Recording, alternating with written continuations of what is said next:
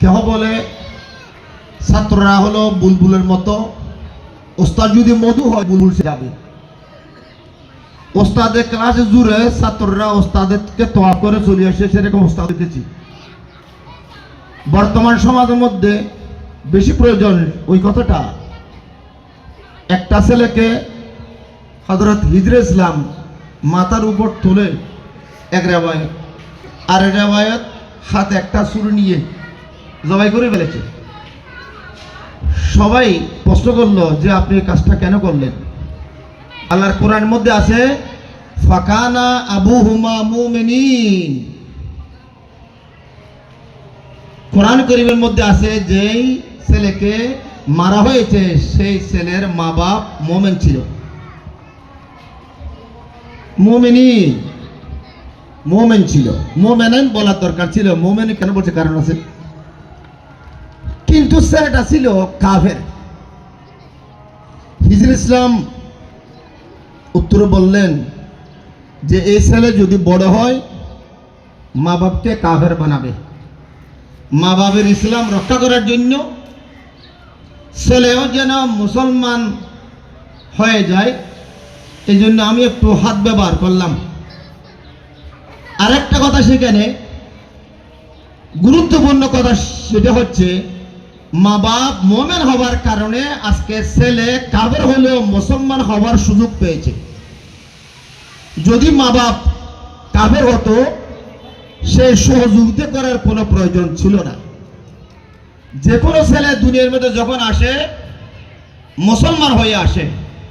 মা মিন মাউলুদিন ইল্লা ইউলাদু আলাল ফিতরা ফাআবওয়াহু ইউহাব্বিদানিহি ওয়া ইউনাসরানিহি ওয়া ইউমাজ্জিসানিহি। মা বাবা ওই ছেলে সন্তানকে ইহুদি নাসারা বেমেজাজ বানানোর দরকার বানায়। এখন কথা হচ্ছে আজকে আমরা নেসারিয়া ময়দানের মাঠে যে সমস্ত ছেলেদেরকে নিয়ে বসলাম, প্রথমে নূর মোহাম্মদ, উনি একজন আশিক রসুল, আমিন বলেন সবাই। ওবা নোয়াপাড়ার নূরমাই বেড়ে বললেন বেগিন বালা আছে ইবে তোর হারে গো আলেম হইলে কথা না জানে যে কি কথা জানাই মোহাম্মদের কথা উনি দি শিখদের সাবি কথা তার তুলে আর সাকিব সাহ যদি বা আলেম না কথাগুলো খুবই গুরুত্বপূর্ণ। ইবের নাম ফজলুল্লাহ, আজ এত ফজলুল্লাহ হয়ে যায়, ইবের নাম মৌলানা ফজলুল্লাহ। ইবে আর গভর্নিমর সদস্য হুজুরের পাইভূত আর প্রাণ প্রিয় বহুত খাস করিবেন। আর মৌলানা আব্দুর রহমান সাহেব ইবে আর ছাত্র অধ্যক্ষ।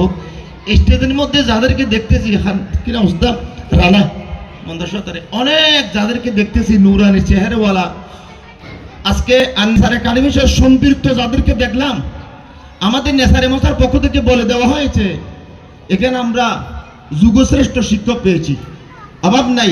মহিলা এবং পুরুষদের মাঝখানে ছাত্রছাত্রীর মাঝখানে ভিন্ন ক্লাস। এখানে গত বছরে অনেক ছিল, যার কারণে আমরা মহিলা শাখা পর্যন্ত করতে বাধ্য হয়েছি। আজকে যাদেরকে দেখলাম আপনাদের জন্য একটা অপশন, একটা অফার, যে বর্তমান আজকের এই অনুষ্ঠান নতুন একটা বরাট মাঠ, এরকম একটা কাজ আমাদের মুজাফফর শাহ হুজুর কাবলা রহমাতুল্লাহ বলেছিলেন, যদি সত্যিবারে ভাবে খেলা চলে আন্তরিকতার মহব্বত দিয়ে কেহ যদি নেসারের মধ্যে খেদমত করে তারা দুলের মতো জীবন যাপন করতে পারবে। তো আজকে এখানে বরাট করার আমাদের কোনো পরিকল্পনা ছিল না, কিন্তু গাইবি হুজুরে থেকে বরাট করার একটা ব্যবস্থা হয়ে গেছে এবং সংস্কার করার ব্যবস্থা ওইগুলো কে করাচ্ছে আমার মুজাফফর বলে তোমরা শুধুমাত্র সুন্দরী লেখক গাড়ি ফির যদি ট্যালেন্ট নিয়ে আসে। তাহলে আজকে যাদেরকে দেখলাম এখানে আমার অন্তঃস্থল থেকে আমি তারই প্রশংসার জন্য বলিনি, আমি গোলামের নিয়তে বলেছি, আমি প্রিন্সিপাল না।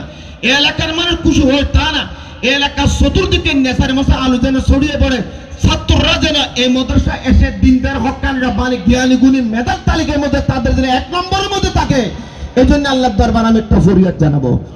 আননেসার একাডেমির পক্ষ থেকে মোহাম্মদ ওমর ফারুক সরকার, ও ভাই এর নাম আজিয়াতুর সরকার, বাংলাদেশ সরকার, পাকিস্তান যত সরকার, এই যে ইয়ং বয়সের মধ্যে এরকম একটা উদ্যোগ নেওয়ার কারণে নেসারে মশার পক্ষ থেকে উপরে একটা বড় এহসান হয়েছে, যেন ভবিষ্যতে আরো দূর রাখতে পারে। এই মাদ্রাসার মধ্যে যারা এসেন না তারা যেন অদূর ভবিষ্যতে এক একজন এক এক কালে গিয়ে সুন্দর বলিষ্ঠ নেতৃত্ব যেন যেতে পারে। এই বলে সংক্ষিপ্ত থাকবে আমার বক্তব্য শেষ।